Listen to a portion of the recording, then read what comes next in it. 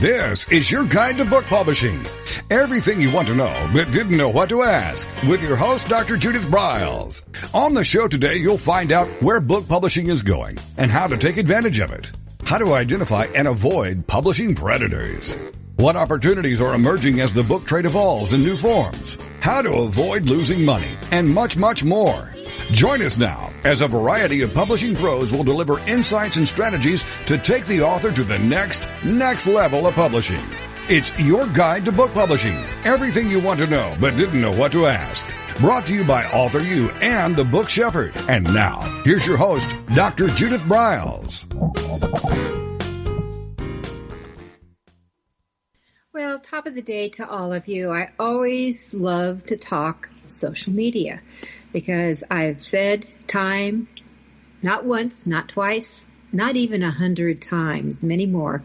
Social media is your town hall for your findability, for your visibility, to do promotional things, to support your book, any other products you have coming along, any events you're doing. Social media is always an integral part. With me today, and it's been way too long. Sometimes I forget how good some people are and I don't get them back right again. It's been way too long that we've had Jules Marie on, who has got multiple hats she wears. And not only is she a pro in social media, she also has PR in her DNA, which is also critical in the social media components. Jules will talk about the company and how she works with clients, but actually what I want to do is just do a giant leap into it because we're dealing with someone who is a certified digital marketing strategist. She's a certified social media manager. She is known as a fixer.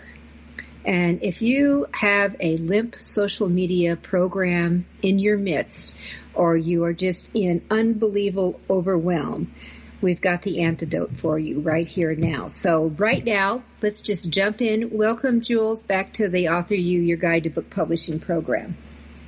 Thank you, Judith. Glad to be here. All right. So where do we start? Where really should an author, whether they're a newbie, green, right in the beginning, or they're, going along and maybe it's not doing so well, or maybe they think they're a rock star, how can they become a platinum star? How's that sound for a lead? That's a big question, and that's probably the one everybody asks me in one form or another is how can I shine on social media? That's really it. How can I shine on social media? All right. Where do we start? So, I have about 1,000 ideas swirling through my mind right now, which I'm going to try to synthesize for you. But I think that during this time, all or most of the authors that I work with have asked me, what should I be posting right now? We're in a pandemic. What should I be saying to my people? How can I attract more people? How can my book look like it's relevant to them? How can I post and not, look like I'm insensitive to this crisis that we're in? So all of those questions are valid. And it all comes down to, again, how can I shine right now? And also have compassion for what we are all experiencing. That's the important thing to remember for social media. We're all experiencing the same kinds of feelings. And so we do want to be sensitive with what we're putting out there right now, whether images, content, videos, stories. We really want to be compassionate in everything that we post. Does that make sense to kind of get a beginning idea of? Oh, absolutely. I think compassion should always be leading the way. Actually, in COVID or non-COVID times, I think that the empathy, compassion buttons are huge in my my agenda to do for people in listening and all that. And I think maybe that one of the things that's really important on social media, especially today, is you're not shouting all the time. Don't shout out. It's not buy me, buy me, buy me. It's really about connecting. Would you agree? Yes, absolutely. And also with the thought is that there is really, I know everybody has noticed how much negativity there is on social media. So you can be a positive force during this time, you being the author, whatever business that you're in, it's up to us to be a positive force. So when I'm scrolling through my news feed, and it's all coming in, what stops me is going to be what makes me laugh, what inspires me, a beautiful photo. So, there's a lot of competition in social, right? So how do you stop me from scrolling? How do you get people to pay attention to what it is that you put out there? So think of what's in the whole news feed, not just what your competitors are doing, but, what's in that news feed, and how can I post something that people are going to stop and look at? That's the key to no matter what type of business you're in. So another important thing I want to say is that I did a little statistic searching because I knew that the usage of social media was high. And I found a lot of references today, but a main one I would reference, because we've all heard of it, is Harris Poll.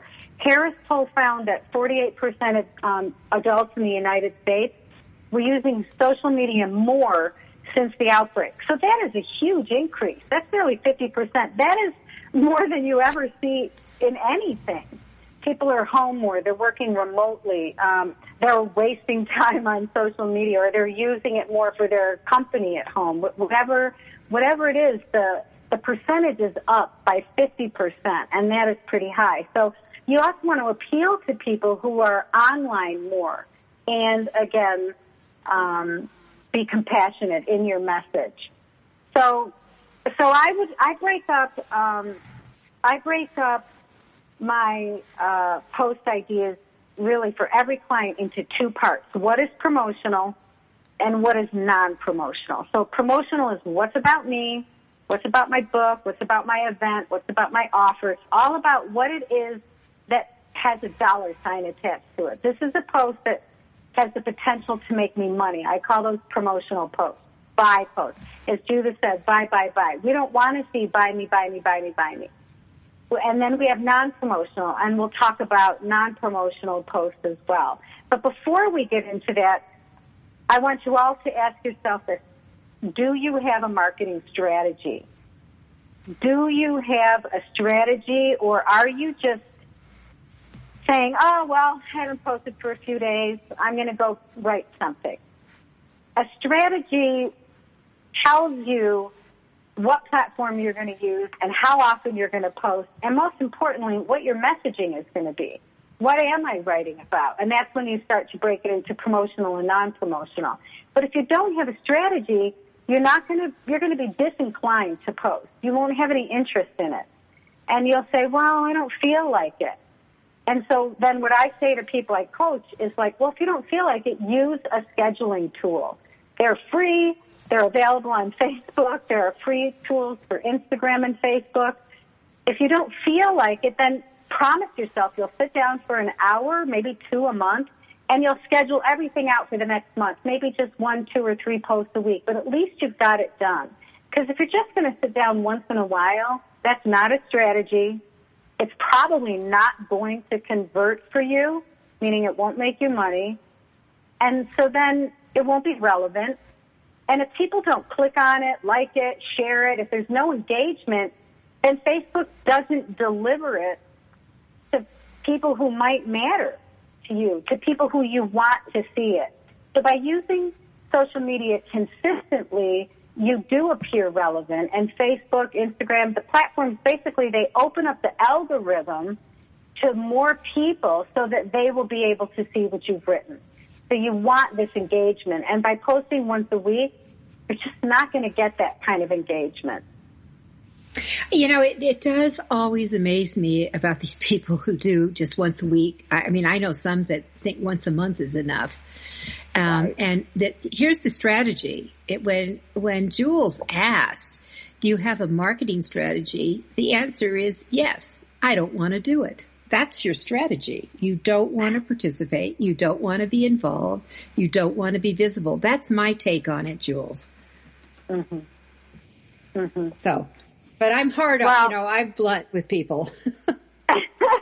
Well, that's what, I just, like I said when I started, I have 1,000 ideas swirling through my head. Judith says, let's just focus on social media and what we can be posting right now. And then my mind opened up even more ideas because it's important that, there are 7 days in a week, but I have enough different ideas to cover every single day of the month. I can post out for the next quarter. I have a lot of ideas, and they all come around what I think of as themes. I say to people, well, what theme are you posting about? Okay, so let's look at those. So I have promotional and non-promotional. Let's talk about you. Let's talk about the promotional post. People say, I don't know how to write about me. I don't know what to say about me. I'm not very good at that. I wrote a book. Everything I wrote is in the book. Why don't they just read the book? And I say, well, you have to post about the book. You've got to let people know about you and the book and your process, what that was like for you. You want to make a connection with people, and you're doing it online, right? You've done it through the book. Now you need to make that real for people. So in terms of the strategy, let's say, okay, if you're an author, here's my strategy for you. Okay, my minimum strategy would be that you post at least 3 times a week on Facebook, and that you post at least 3 times a week on Instagram. You heard me pause. I would like you to post every day if possible, but I would accept three times a week on each channel if you're also willing to use video. Okay, video, some sort of live, some sort of movement is very important on social. People want to see you. Okay, maybe you're sitting in a chair and you're reading from your book, or you're taking a walk and you're doing a live video on Instagram. You're using IGTV. Okay, so let's hold on because we're going to take our first break here. But I think that people, a lot of them aren't even sure what they can do and what they can't do on Instagram. I mean, that's a whole nother animal. But 3 times the minimum, I hear that. But let's get into it a little bit more when we come back on this, on the minimal, and then how to expand that. Okay, great. Right.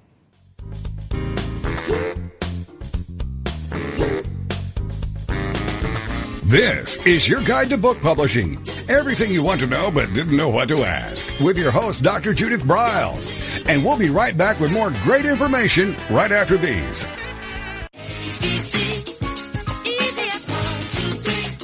Is there a book in you? Or another? Author U shows you how to create, develop, and publish your book without being hoodwinked. If you already have a book out, you will find a supportive and brainstorming community that is connected and creative, no matter where you live. Author U brings in national experts for its book camps and annual Author U extravaganza. It has regular meetings and delivers webinars for its members on timely topics.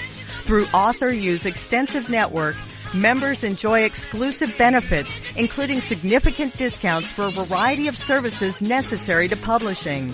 Author U is the premier authoring resource in the country, creating community, education, guidance, vision, and success for the serious author. If you want to create a book that has pizzazz, punch, and panache, Author U is for you. Timely author and publishing tips and articles are posted on its social media platforms, and it is free. Discover Author U, where authors go to become seriously successful. Join Author U today at authoru.org.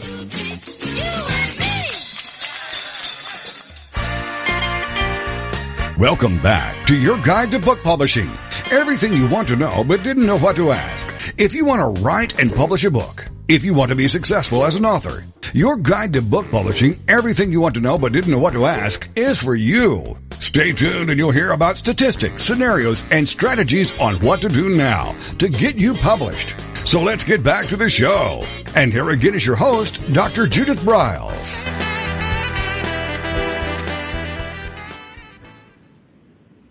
With me is social media expert Jules Marie. Jules is based. You're in Boulder, are you not, Jules, or just yes, close by Boulder. I'm in Louisville, Colorado. So Colorado, we call the whole Denver metro area, covers everything kind of between we're there, and then Fort Collins is way north, and then we have the Springs. Colorado Springs is way south. So we cover, those are the big cities, and then we have all these other guys in between. But one of the, I think the eye-opening is that 48%, according to the Harris poll, 48% of the population is using more social media. So that means you better be included in there. And I think it's also really important that you've got to get off this bandwagon where it's 1 for the money, 2 for the show, 3 to get ready to use social media, 3 to get ready to use social media, 3 to get ready to use, boring, do it. Start. Mm-hmm. So I love what Jules is talking about with let's get back to the minimal of what we should doing. So if we look at the main players, because there is a gazillion social media platforms, but you mentioned Facebook at least 3 times. I heard you mention Instagram 3 times, and you were just kissing YouTube. The viewership on YouTube is humongous. Mm-hmm. Right.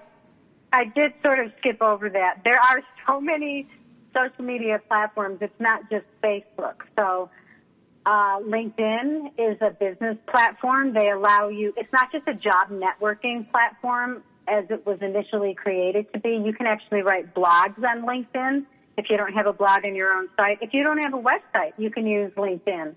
It holds all of the information about you, and it allows you to post updates like any other channel. And it uses hashtags, and you can write articles on it, blog-type articles. The other business platform is Google My Business, very important to be using. By using Google My Business, it's what puts you on the Google map and gets you search engine exposure. Also, Twitter. Twitter is like a micro blogging news channel, all right? Everything that has anything to do with the news, you'll see on Twitter. You'll see a little bit on Facebook, but you'll see all of it on Twitter. If there's a show on, people are making comments on Twitter. Of course, then there are either YouTube or Vimeo. So the popularity, I'd have to look the numbers up. The popularity of YouTube is on the rise. More and more people are using video, or they're using movement. On Instagram, you can load your videos, and it plays through what's called IGTV, Instagram TV. You can do Facebook Live videos. There's so many different ways to add movement. You can create like those little GIFs, right, or memes that have animation in them. So this is all about finding ways to stop the scroll, as I mentioned earlier. How do we get people to stop and look at what we have? Well, sometimes it's a moving image that stops. For 10 seconds, it just automatically plays in the Facebook news feed. So those are primary. Well, Pinterest is another. Currently, none of my clients use Pinterest. I go there for ideas. I go there looking for quotes, things that are unusual. But none of my clients post there. Initially, I did. Several years ago, I posted for them there, but I never saw conversion. I didn't see things getting bought through Pinterest. So it's not one that though I'm familiar with and I have my own personal page, I don't manage any business pages for that. So if you're going to use it, explore these different platforms. Like where's the best place to put your message? Is it Instagram? That's kind of what I use for images more so than Pinterest. Is it Twitter? What is it that you're going to use? What are you focused on? Maybe you're just going to use LinkedIn for business and Facebook for personal. Mm-hmm. So in your strategy, this is what you have to choose before you even begin to decide what you're going to post. I have a question about cross-pollinating.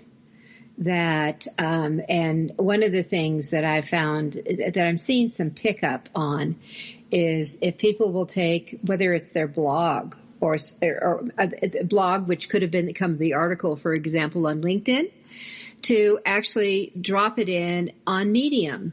You have a free account on Medium, and you open up other channels that way. But what's the safety factor of cross-pollinating, where you just go ahead, okay, I'm going to post this. This belongs on Facebook. It belongs on Twitter. Certainly it belongs on LinkedIn, using your different hashtags and stuff. Is that a good or a bad idea?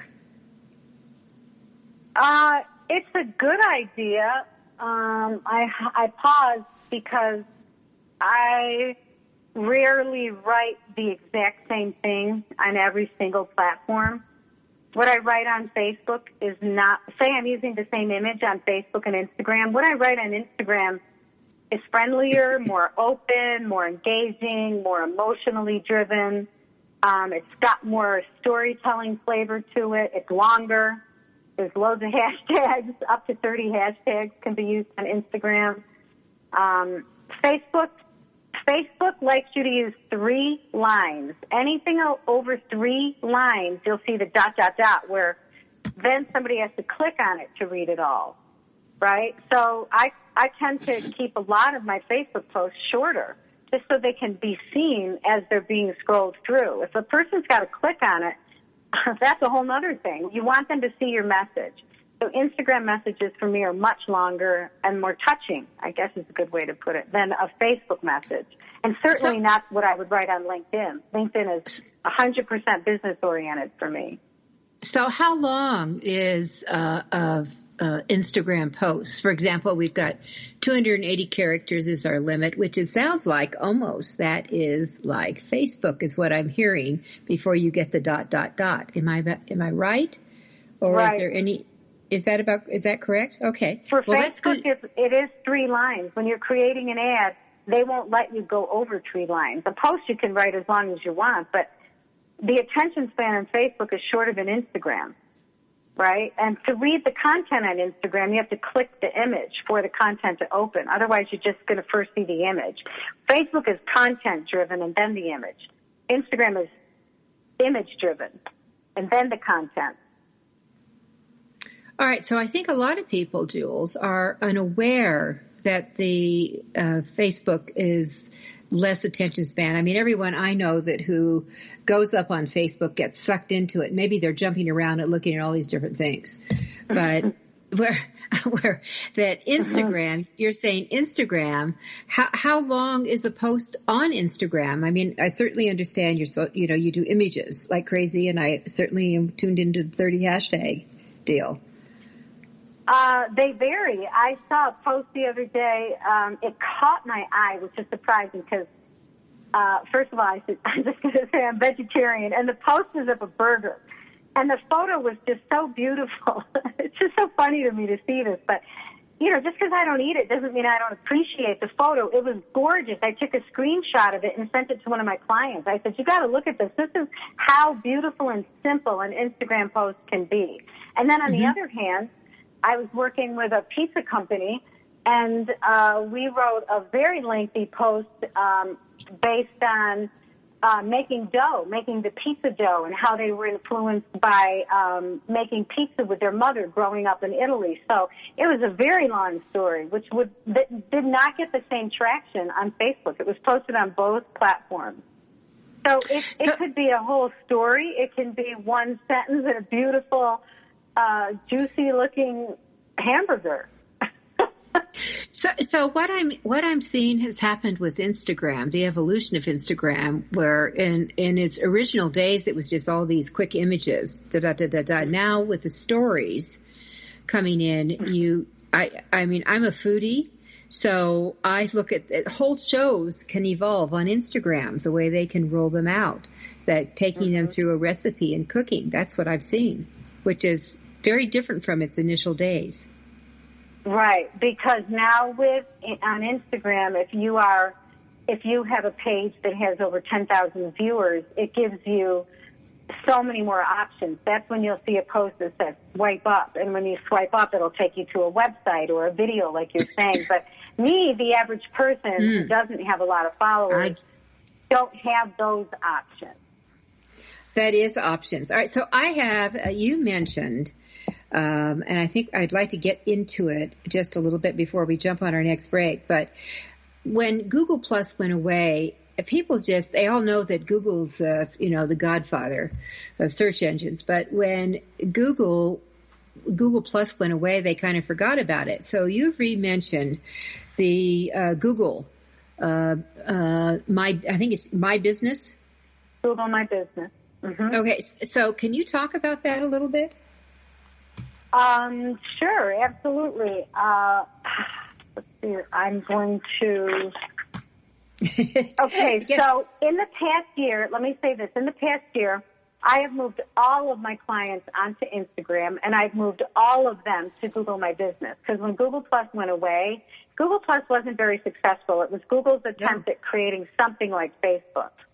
Yes. And so with Google My Business, the simplest way to put it is that when you, the first thing you have to do is claim your business on Google. They actually send you a postcard with a code on it that you have to enter onto the Google page in order to verify that you really do exist. To get on a Google map, you have to prove that you really are in a certain location. So I have a post office box that verifies my P.O. box, so I didn't have to give my address where I work. And if you go and search for me, the Google map will open up and show you that I'm in Louisville. And it opens up a whole dashboard for me where I can start posting. The reason why we want to use Google My Business and post to it is because every word we use on a Google My Business post feeds the search engine. So if I'm somebody who teaches social media classes and you're looking for a social media teacher, you're going to go to the Google search box and you're going to say, or Bing, wherever you go, whatever you feed to Google shows up on other search engines. So you're going to go to your search box and you're going to search for social media teacher near Boulder. I'm probably going to show up because I've written a post that says, I'm a social media teacher and a coach near Boulder, Colorado. Because I know from my research that's what you're probably going to be searching for. And I want to show up. So if I put it in Facebook, it doesn't matter to the search engine. It does. Yes, it does. The social media platforms do matter to the search engines. What matters more is something like Google My Business. I get so many views showing from Google My Business. You don't build fans. You don't build friends. There's none of that. It's all about views. How many times somebody saw your post or saw your image. I work with a realtor who we had 1,600 views of a post that I wrote over a month-long period. I think they do it over 28 days. That was huge because people are looking for something like new, affordable condominiums near Boulder, Colorado. Exactly. All right. So let's hold that thought. We're going to take one more break. It's Author You, Your Guide to Book Publishing. I'm Judith Briles, the book shepherd, and with me is Jules Marie.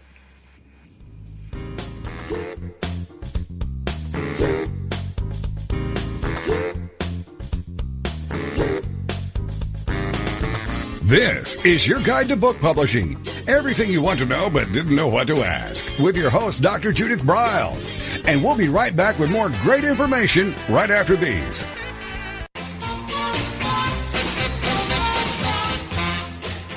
Discover the power of you and your book at the Judith Briles Unplugged events. Each summer, Judith Briles Book Marketing Unplugged unfolds over 3 intensive days working with just Judith.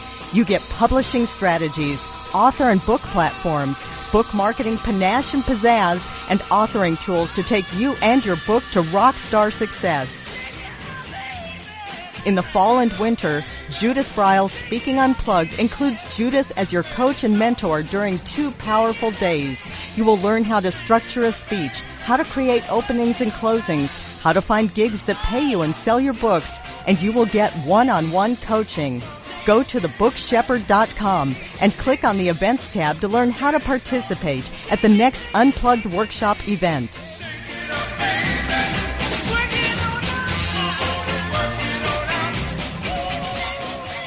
Congratulations on getting your book published. The effort you put into your work is truly commendable. But what's next? What will happen to all the knowledge you have worked so hard to acquire to produce your book? Here at TogiNet Radio, we can provide you a platform to keep your knowledge working for you through the power of podcast. The subjects our podcasts cover are as varied as the grains of sand on a beach. From life coaching to military resources to business success, even to the paranormal. We have a place for everyone. To get started on your next step, call Scott at 903-787-5880 or email him at scott@toginetradio.com. That's SCOTT at TOGINET radio.com.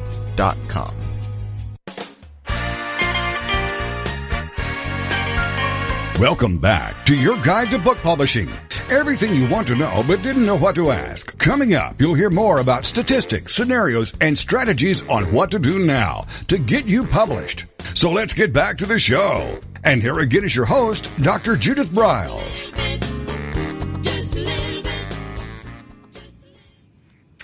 Hi, with me is Jules Marie, and we're talking about a lot of stuff, social media. And we just, as we went to our segment, we were talking about Google My Business. So I'm going to encourage all of you to just go into the magic Google, the Google as I call it, and just put in the search words, how to participate in Google My Business or whatever your words are, and get going and request the postcard for verification that you are alive and well, and then start doing promo out there. So do you have a couple of tips that once you become on Google My Business, what you should be pushing out? I mean, you gave a sample of, your social media coach near Boulder, Colorado or something that they would look in, I think is something like that you said. Right. Whatever, and let me just to kind of wrap up the Google conversation, whatever you post on Google My Business is often, I'll go back and look at my best, most engaged Facebook post of the week, and I'll copy and paste that content right onto my Google My Business post. Because if it did really well out of my other social channels, it probably really resonated with people. And so by using it on Google My Business, I'm not only trying to feed the search engines. Every single post isn't like social media. It doesn't always say that. It's not obvious. I shake it up. But I do want to use a variety of words that will ultimately lead people to me. So when you write a post on Google My Business, you get a post box, a content box that looks just like the one on Facebook. There's a place to add an image, a place to put your URL. It's very easy to use. So like Judith said, go on to Google and Google, how do I get started with Google My Business? And up will pop a link that says get started. All right. It sounds great to me. And I love the idea that all of you will be able to pop. Google will recognize who and what you are. And you're going to get more credit when people are doing searching. You don't want to be on page 10 when you first show up. All right. So, all right. Let's jump into another arena. Dealing with a promo. One of the things I did want to say that I found was really effective, Jules Marie, is just, and it goes, I think, with what you opened with compassion and inspiration, is start creating quotes, creating posters, whether you use Canva for some little bit pizzazz. There's a free version. I also like BookBrush. There's a free version on BookBrush too, which is very cool that you can do. And just start putting those out and just let people chew on them and noodle them. And the other thing I want to say, if you're doing posters and you've got these words embedded on your poster, please make sure that you retype them in the message, because Google doesn't read those embedded things on a poster. You got to rewrite it and get your hashtags in. My two bits. Well, I agree with Judith, and also I'm going to have to do a reverse plug here. You have to, anybody listening, you have to be sure you're getting Judith's newsletter. So I have used many of her tips for the authors that I work with. One of my favorite ones is comparing yourself to another author. So let's say you write a thriller. Okay, you might say something like, if you like John Grisham, you'll love my new book, a thriller about such and such and such. So she has given incredible tips on the newsletter that I've used, that I see work and get engagement. And that's one of my favorite right there. Oh, thank you. When I started doing those for my clients and just pushing them out, is that people say, but I have to go out and get permission. I said, you don't. You are promoting them too. You're putting their book up. But you're saying, are you a fan of John Grisham? Or if you love political thrillers, discover blah, blah, blah, blah. And you just do a whole series. So part of your infrastructure, all of you, for your social media, when you're starting to do a marketing campaign, is that you're really going to go forward.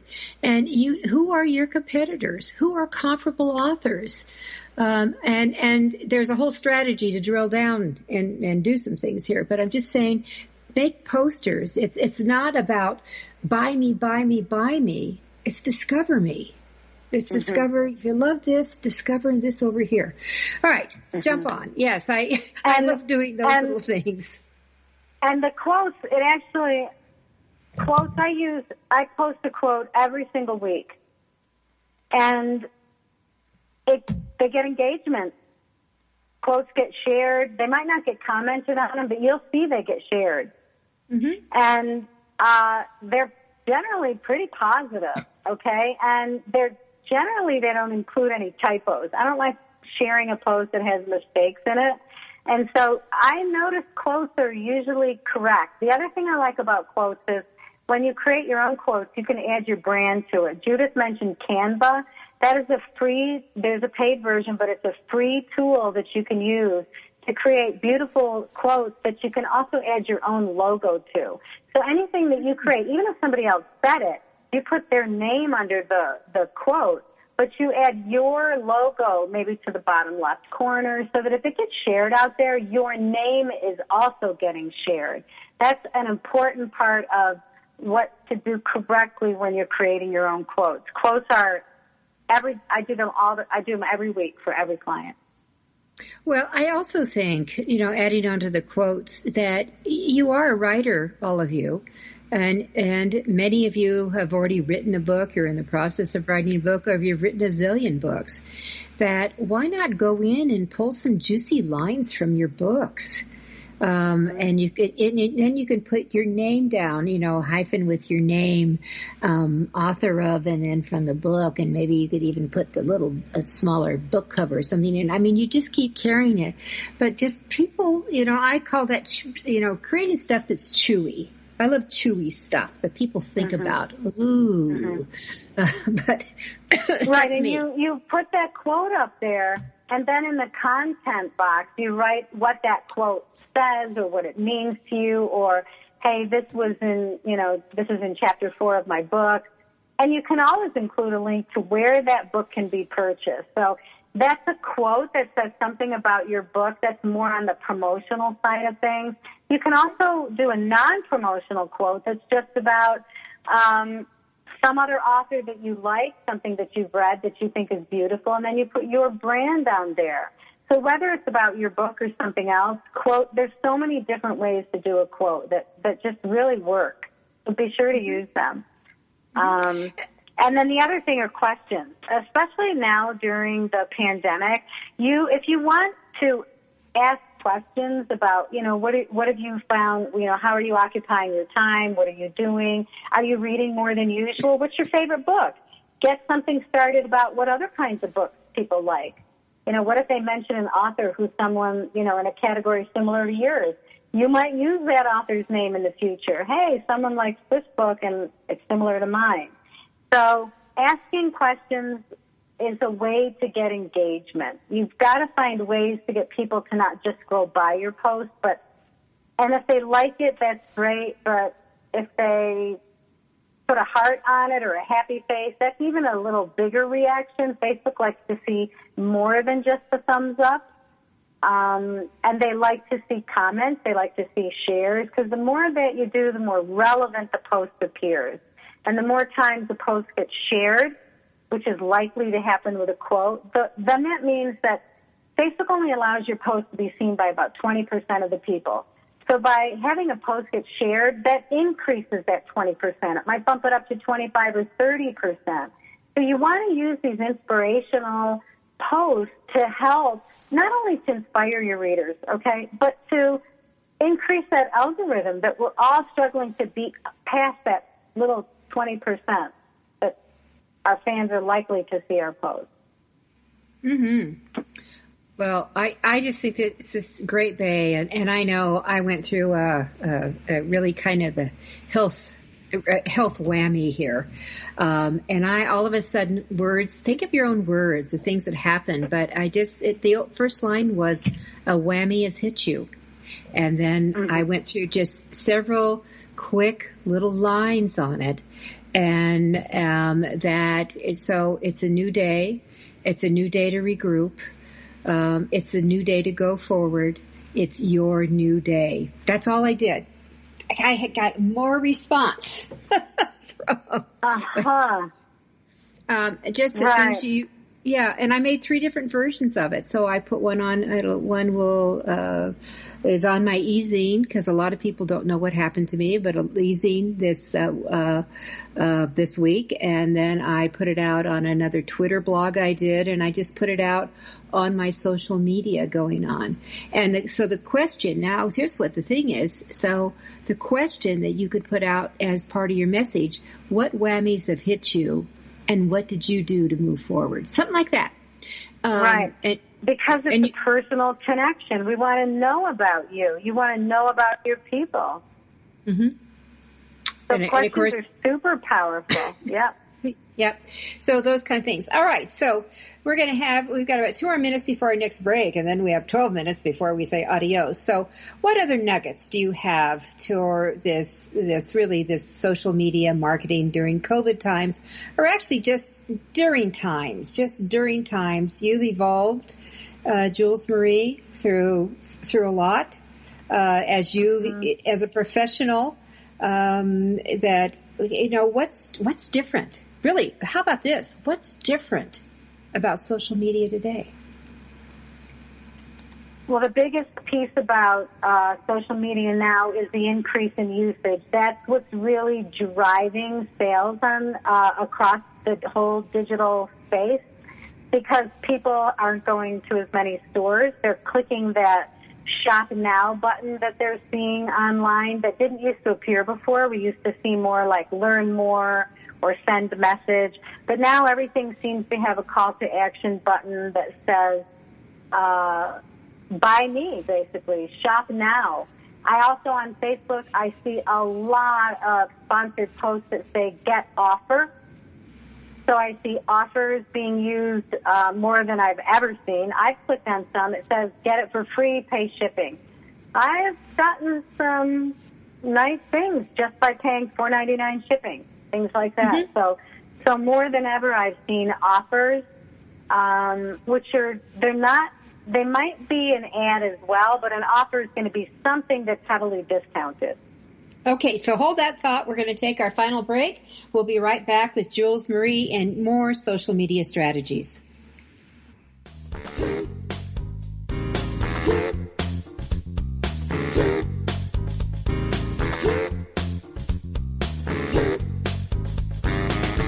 This is your guide to book publishing. Everything you want to know but didn't know what to ask. With your host, Dr. Judith Briles. And we'll be right back with more great information right after these.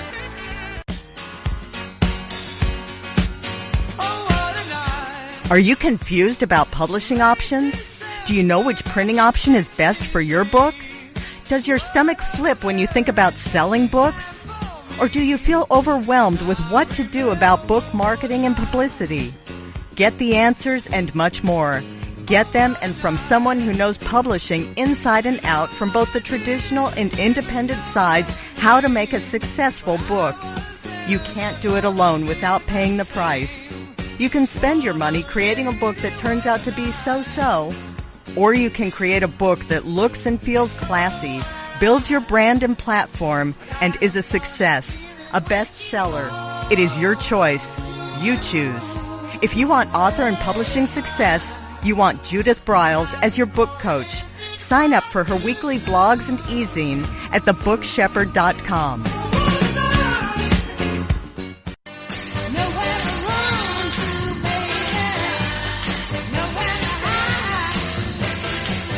The book shepherding concept is simple. The publishing world is changing, and so must you. You need an experienced shepherd and guide to collaborate with you as you create, strategize, develop, publish, and achieve your publishing goals. Publishing is riddled with obstacles, sometimes nightmares for the author. You do not need more problems. You want solutions. Dr. Judith Briles will shepherd you through the maze and chaos. At times, she has had to step in and rescue a book that has been sabotaged by a publisher, by a publishing service provider, and sometimes even by the author. If you want author and book success, connect with her today at thebookshepherd.com.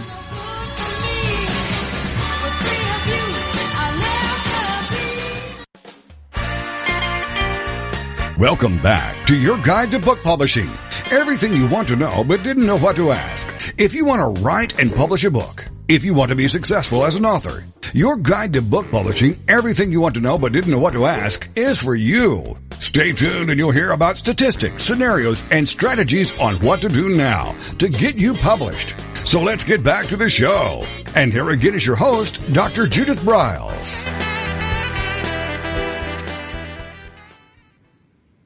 All right, with me is Jules Marie, and we're just really going over some basics, but yet here's what's happening in social media and why you need to fine-tune really where you are. Her website's called 33 Words because she's a master at writing and copying yourself. So, Jules Marie, before we jump into this last section, tell them a little bit about your website and what you do. Oh, thanks for asking, Judith. So my website is under 33words.us, 33 words, because I love words, and I was 33 when I was pregnant with my daughter, so that's how I came up with that name. And I've been in this industry now for about 7 years. I got certified in social media through Boulder Digital Arts and also Colorado Free University. And in addition to having my own business where I manage social media for clients once we've created that strategy, I also teach social media classes. Well, they're all now available via Zoom, but they're through the Boulder Valley School District and also Denver. And those are all online now. But everything that has anything to do with social media, I either offer a class on or I've offered a class on. So I've really built my career around knowing as much as I can about how everything interacts digitally online. Mm-hmm. All right, so that I'm going to encourage all of you, as she said, it's just, the usual, you can put www or just 33 words.us, and you'll find Jules Marie. Yeah. All right. Yeah. So we wanted to, we were talking about quotes, and I think we covered a lot of variables. I want to encourage all of you to really get into the quote machine because it's easy peasy. They're great fillers. You can use them over and over and over again, which is the best. So that, if you're having a no-brainer day, which we all have, this is where you can it gives your visibility. You're still visible out here. You're still having words of wisdom. And it doesn't matter if you posted this a month ago. Don't worry about that. But you do want to build an inventory. I would encourage all of you to do that. All right. So where are we going now, Jules? We are going to talk about interface between your social media platforms and your website. Perfect. And the reason I think this is important is because people will come to me and they're trying to establish a social media presence, right? Like an author wants to create an author platform. And I say, okay, well, let's take a look at your website. And then I go and look at the website, and then I get a little frustrated because I'm like, the images are missing, or there's not enough content, or there's no blog on the page, there's no link to the social platform. So I want to just talk a little bit about what your website needs to have in order to be optimized, meaning it's got to work seamlessly with social media. Because when you go to post something on, say, Facebook, you're going to add a link to something on your website, right? Well, that link, it has to be right. If the link is not right when you post it on Facebook, maybe it doesn't show an image or it doesn't show any kind of a description. So remember, if you want to stop the scroll, it's that link on your website has to be correct. So let's just take a couple things that you can do, talk about a couple things you can do to make sure your website is operating optimally. First of all, when I go to your website on your home page, here's the thing. Judith said this earlier. Google can't see images. Google sees words. Google sees letters, right? So if you're an artist or an author, let's say you've just got a copy of your book on the front page with one paragraph, that's not enough. Google needs to see more content on that page, because if any search engine goes to your page and there's just one paragraph, I promise you there are not enough keywords for that search engine to figure out what your website's about. The website's never going to go in and crawl your other pages if it doesn't get past the home page. So the number one failing I see on a home page is there is not enough or any content.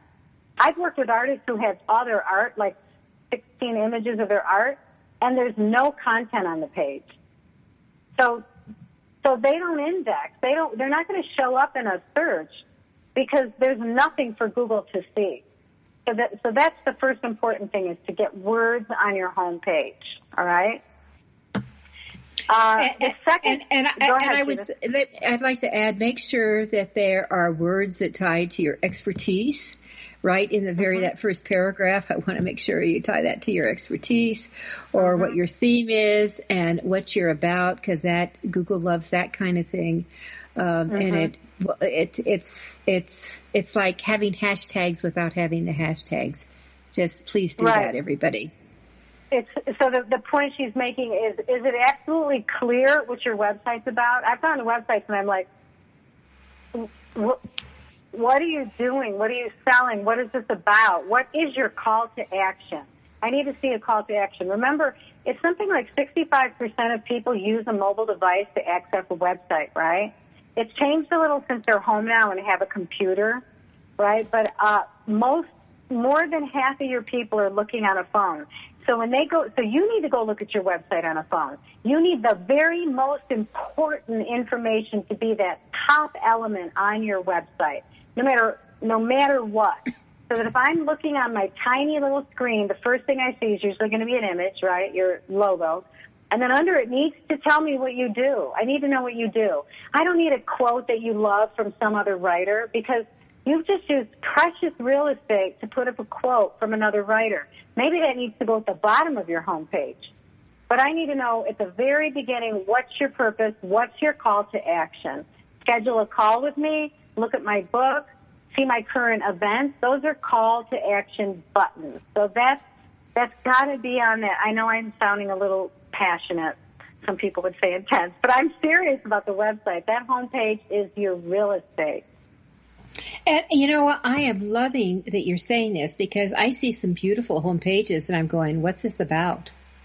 And you've just, unless you're such an amazing celebrity that everyone knows your name, you need some, you need some fillers, people.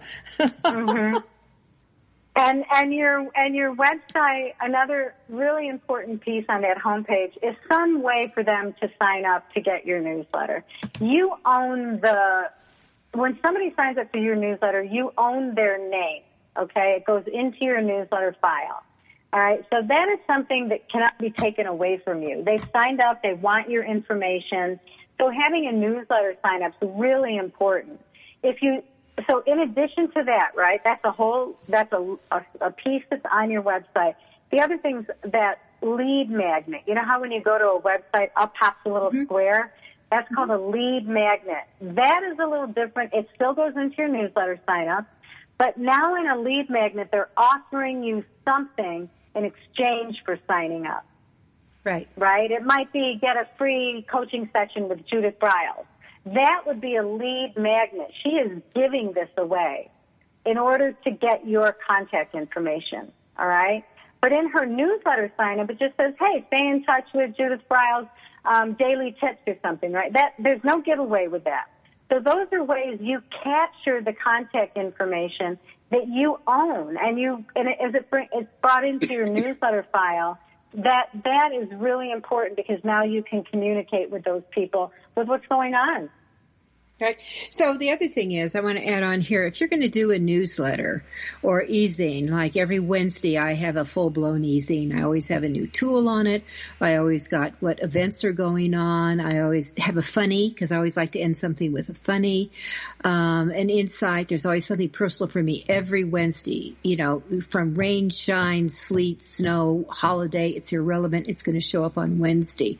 So that's something that you could do to get that deal. If you're going to do what Jules Marie is talking about is that lead magnet, which I often refer to as an opt-in, because you're asking for their name and their email.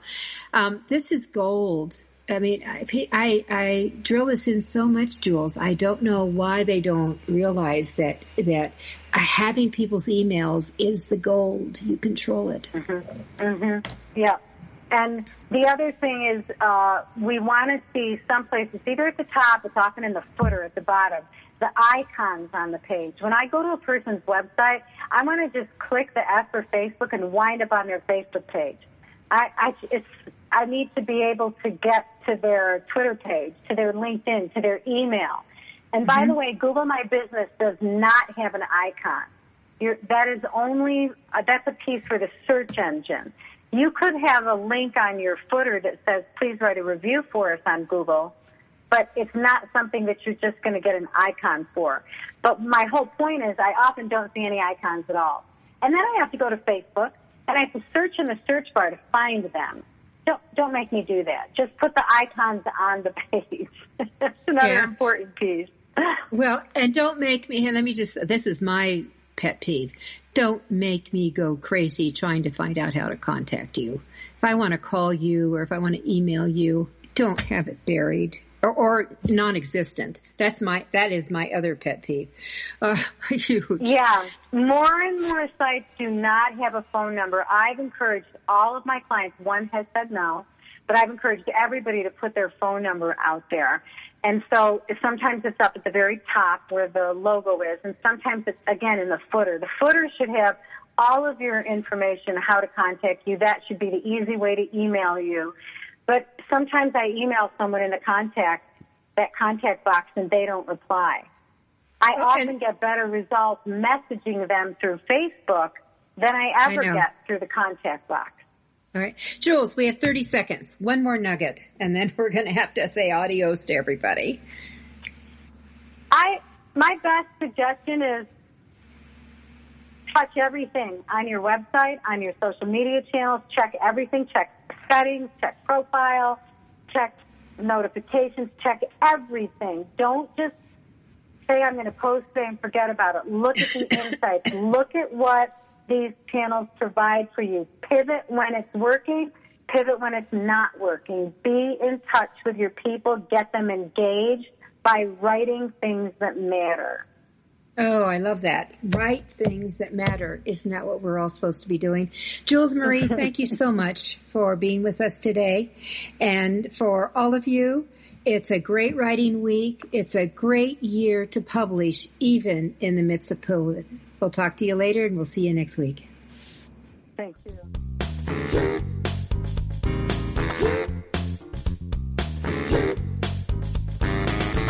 Thank you for being a part of Your Guide to Book Publishing. Everything you want to know but didn't know what to ask. With your host, Dr. Judith Briles.